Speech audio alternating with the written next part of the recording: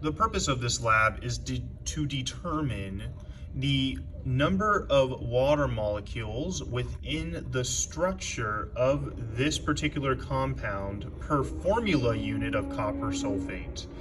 Now, you can see that we have this nice blue crystal structure here, and within the crystal structure of this ionic compound, there's a certain number of water molecules that are within the structure. And so what we're trying to determine is how many water molecules there are per formula unit. So let's go ahead and get started with that.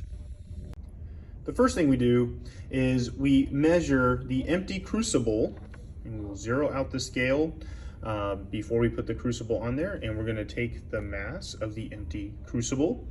Notice how it's 24.21 grams. Then what we're going to do is we're going to add about 2.5 to 3.5 grams of this copper sulfate with the unknown amount of hydrate molecules or water molecules in there. Now, what I will say is it does not matter exactly how much you add. It just matters that you know exactly how much. And so let's go ahead and add about 2 to 3 grams or so. So 2.5 to 3.5. So here we go.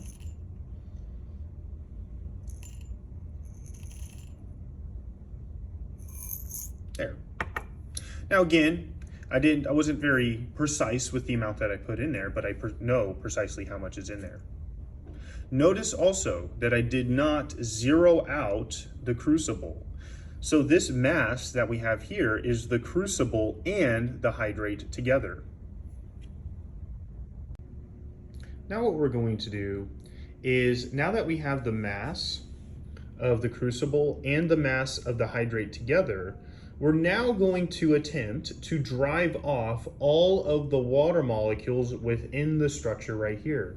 And the way we're going to do that is we're going to put it on top of our stand, and we're going to heat it with a Bunsen burner for about 12 minutes. During this time, the water will be driven off, and you'll notice a color change occurring as that happens. So let's go ahead and turn on our Bunsen burner.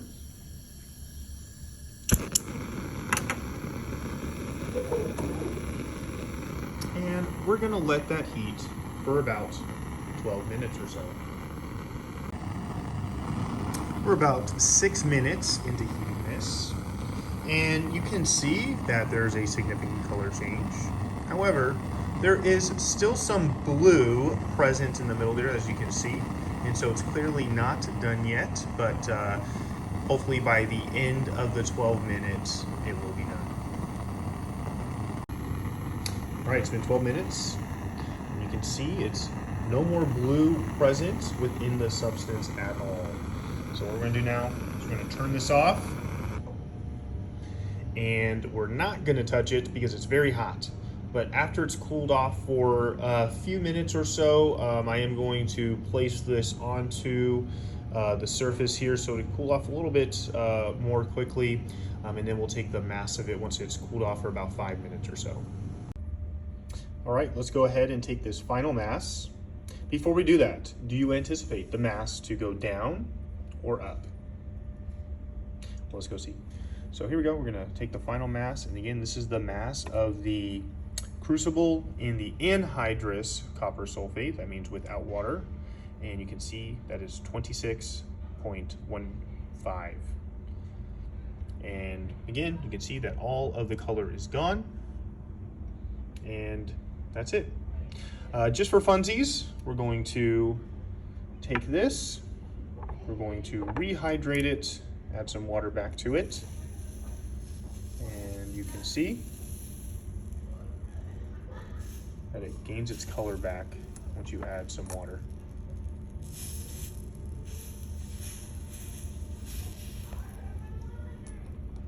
And that's it. You should be able to do all the calculations now with the data that you got from here.